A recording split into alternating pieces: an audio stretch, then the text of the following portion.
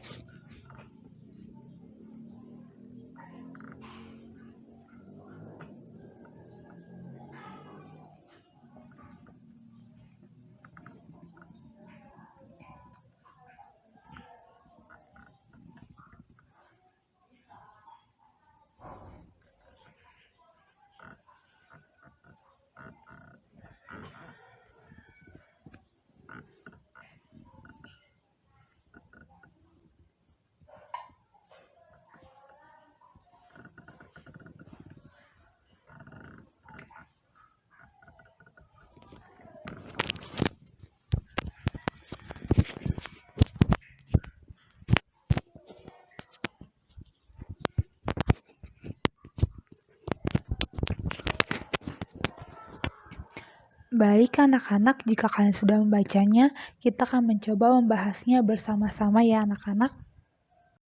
Baik anak-anak, kita akan memulai dari struktur yang pertama dari teks persuasif, yaitu isu-isu masalah. Isu-isu masalah terdapat di dalam nomor 1 dan nomor 2.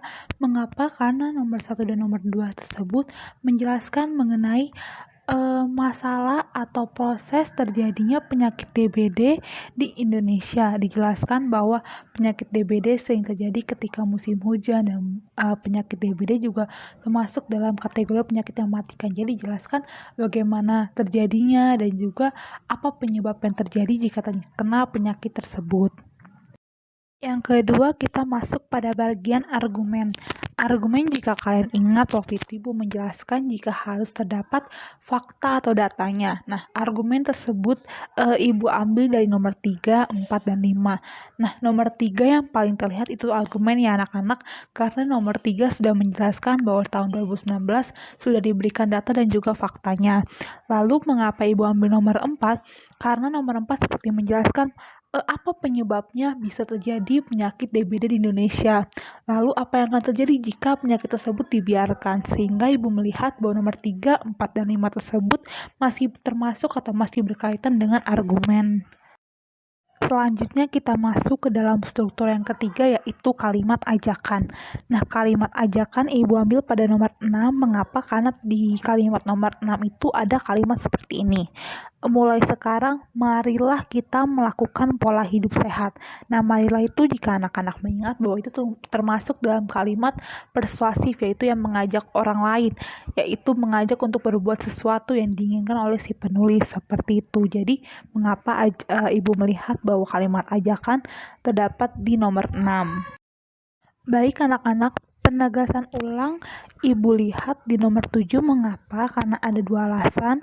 Yang pertama yaitu karena kalimat nomor 7 ini merupakan kalimat terakhir. Yang kedua karena di kalimat nomor 7 ini seperti mendukung opini atau masalah yang terjadi di isu-isu masalah. Di sini dapat kalian lihat ya pada kata menjaga kebersihan lingkungan agar kita dapat hidup dengan sehat. Mengapa kita hidup dengan sehat? Supaya terhindar dari penyakit DBD.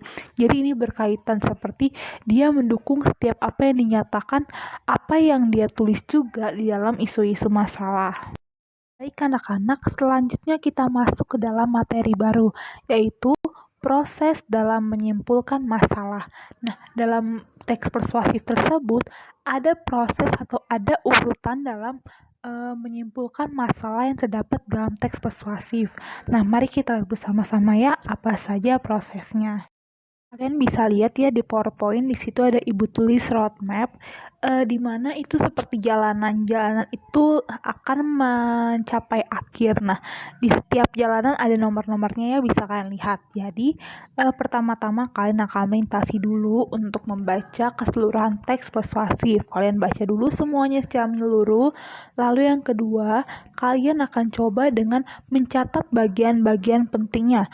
Mungkin kalian lihat jika ada kalimat-kalimat yang mendukung masalah bisa, mungkin jika kalian melihat ada kalimat ajakannya bisa, data dan faktanya kalian ambil juga bisa. Pokoknya menurut kalian itu merupakan bagian-bagian penting dari teks tersebut atau bagian-bagian yang menunjukkan masalah dan berkaitan dengan yang lainnya, itu bisa kalian tuliskan terlebih dahulu. Lalu yang kedua, memahami hubungan logis antar bagian teks. Nah, setelah tadi kalian mencatat bagian-bagiannya, kalian lihat hubungan-hubungannya. Mereka akan berkaitan atau tidak. Nah, umumnya sih akan berkaitan ya anak-anak. Lalu yang keempat, merumuskan simpulan akhir. Setelah tadi kalian melihat hubungan yang logis setiap antar bagian, yang keempat kalian akan membuat sebuah kalimat runtut dari semua hasil dari mencatat bagian-bagian penting, lalu kalian merangkainya untuk mencapai hubungan yang logis antar setiap teks, dan yang terakhir kalian akan membuat sebuah kalimat yang menjadi rumusan atau simpulan akhir dari teks persuasif yang kalian baca. Baik anak-anak, sekarang kita akan coba menerapkan proses dari penyimpulan masalah tersebut ya anak-anak.